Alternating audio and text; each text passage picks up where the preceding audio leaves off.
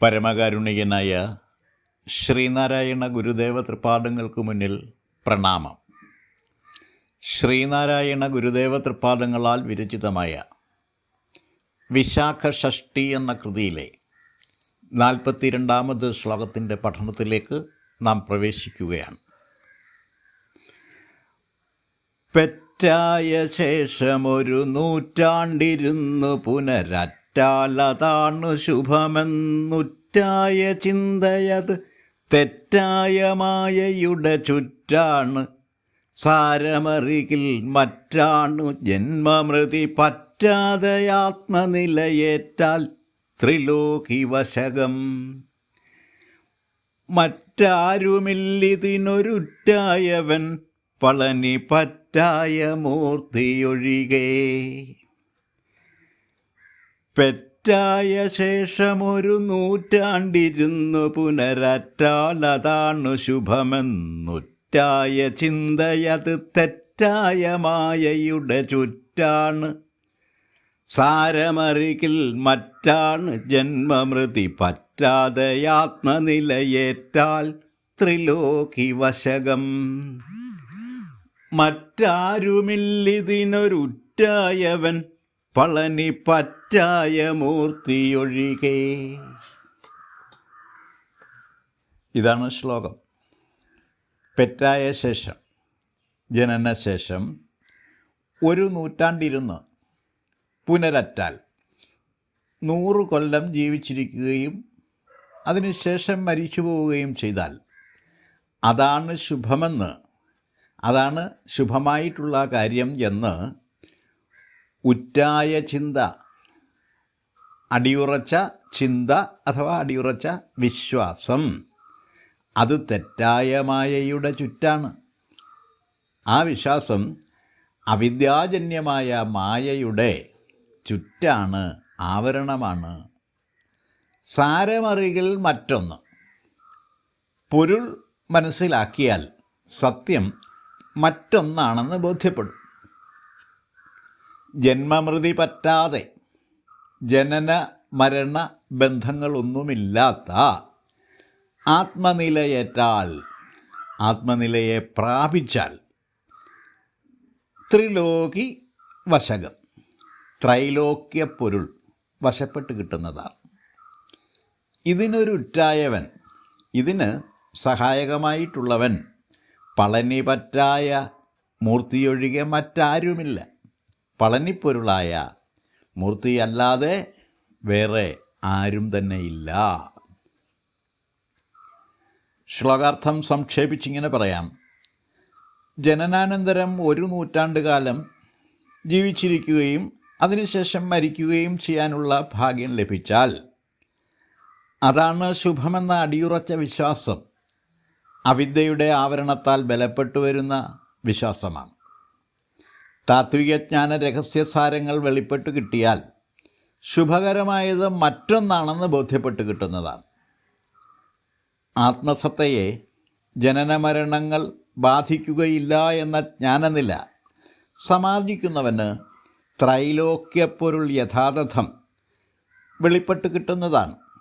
മറ്റൊരു രീതിയിൽ പറഞ്ഞാൽ ഈ ലോകത്ത് മാത്രമല്ല ത്രിലോകങ്ങളിലുള്ള സർവ്വതും അവന് വശപ്പെട്ട് കിട്ടുന്നതാണ്.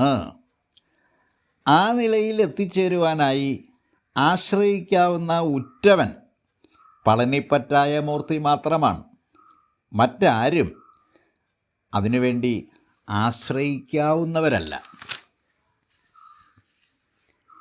മനുഷ്യായുസ്സിൻ്റെ ദൈർഘ്യം പരമാവധി 100 വർഷമാണെന്ന് പറയപ്പെടുന്നു. ആയുഷ്കാലം മുഴുവൻ ജീവിച്ചിരിക്കാനുള്ള ഭാഗ്യമാണ് മനുഷ്യന് ലഭിക്കാവുന്ന ഏറ്റവും വലിയ ഭാഗ്യമെന്ന് ചിലർ കരുതുന്നു. അകാലമരണത്തെ മുൻജന്മ പാപഫലമായും പൂർവികരുടെ കർമ്മദോഷമായുമൊക്കെ വിശ്വസിക്കപ്പെട്ടു പോരുകയും ചെയ്യുന്നു. അകാലമരണങ്ങളും ദുർമരണങ്ങളും ബന്ധുജനങ്ങളെ ദുരിതങ്ങളിലേക്ക് തള്ളിയിടുമെന്നും മതവാദികൾ ഉദ്ഘോഷിക്കുന്നു. എന്നാൽ ജനനമരണ രഹസ്യം കണ്ടെത്തുന്നവരെ സംബന്ധിച്ചിടത്തോളം ഇതെല്ലാം അബദ്ധജടിലങ്ങളായ അന്ധവിശ്വാസങ്ങളാണ്. വിശ്വപ്രകൃതിയിൽ സ്വയമേവ സംഭവിക്കുന്ന പ്രാതിഭാസികതകളാണ് ജനന മരണങ്ങൾ. മനുഷ്യകൃതങ്ങളായ കർമ്മങ്ങൾക്കൊന്നും അതിൽ പങ്കില്ല. ജീവപ്രകൃതി സൃഷ്ടിന്മുഖ സംഹാരാത്മകമാണ്. അതുകൊണ്ട് തന്നെ ജനന മരണങ്ങൾ പ്രകൃതിയുടെ നിയതിയിൽപ്പെടുന്ന കാര്യങ്ങളാണ്. വിശ്വാധാരമൂലമായ ഏകവും അഖണ്ഡവുമായ ഊർജശക്തിയുടെ പ്രകൃതമാറ്റങ്ങളെയാണ് ജനന മരണങ്ങളായി നാം എണ്ണുന്നത്. ആത്മസത്യം ജനന മരണങ്ങൾക്ക് അതീതമായ ശാശ്വത മൂല്യസത്തയാണ്. തലമുറകളിൽ നിന്ന് തലമുറകളിലേക്ക് മാറി മാറി ആ മൂല്യസത്ത നാശമില്ലാതെ തുടരുന്നു. ആദ്യമായി ഭൂമിയിലുണ്ടായ മനുഷ്യൻ ആരായിരുന്നു എന്നതിനെപ്പറ്റി യാതൊരു നിശ്ചയവുമില്ല. മതശാസ്ത്രങ്ങളിൽ വ്യത്യസ്തങ്ങളായ ഉൽപ്പത്തി കഥകൾ പറയുന്നുണ്ടെങ്കിലും അതിനൊന്നും ആധികാരികമായ ചരിത്ര പിൻബലമില്ല.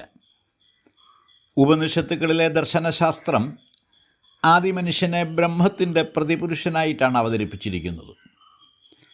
ബ്രഹ്മത്തെ ഏകവും അഖണ്ഡവുമായ നിത്യസത്യപ്പൊരുളായി അവതരിപ്പിച്ചിരിക്കുന്നു. ജ്ഞാനസ്വരൂപതയോടുകൂടി മാത്രമേ ബ്രഹ്മത്തെ ദർശിക്കാനാവൂ എന്നു സാരം. കാണപ്പെടുന്നതൊക്കെയും സ്ഥൂലം, സൂക്ഷ്മം, കാരണം എന്നീ 3 രൂപങ്ങളോട് കൂടിയതും പരമാത്മാവിൽ നിന്നും ഉണ്ടായി അതിൽ തന്നെ ലയിക്കുന്നതുമാകുന്നു എന്ന് ഇക്കാര്യം വളരെ ലളിതമായി ഗുരുദേവൻ ഗദ്യപ്രാർത്ഥനയിൽ അവതരിപ്പിച്ചിട്ടുണ്ട്. ഈ ദാർശനിക സത്യത്തെ താത്വികമായി സാക്ഷാത്കരിക്കുന്നവരെ ത്രിലോക വിഭ്രാന്തി ഒരിക്കലും ബാധിക്കുകയില്ല.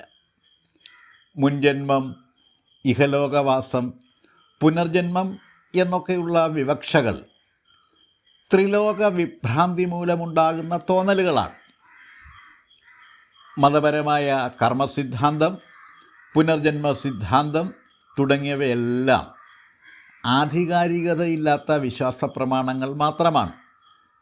സുബ്രഹ്മണ്യ ഉപാസനയിലൂടെ പ്രായോഗിക അദ്വൈതജ്ഞാനം നേടിയെടുക്കാൻ സാധിക്കുമെന്നും സർവവിഭ്രാന്തികളും അതിലൂടെ ഒഴിഞ്ഞു പോകുമെന്നുമാണ് ഗുരു ഈ ശ്ലോകത്തിൽ സമർത്ഥിച്ചിരിക്കുന്നത്. ഇത്രയും കാര്യങ്ങളാണ് ഈ ശ്ലോകത്തെപ്പറ്റി വിശദീകരിക്കാനായിട്ടുള്ളത്. ഞാൻ എൻ്റെ വാക്കുകൾ ഉപസംഹരിക്കുന്നു.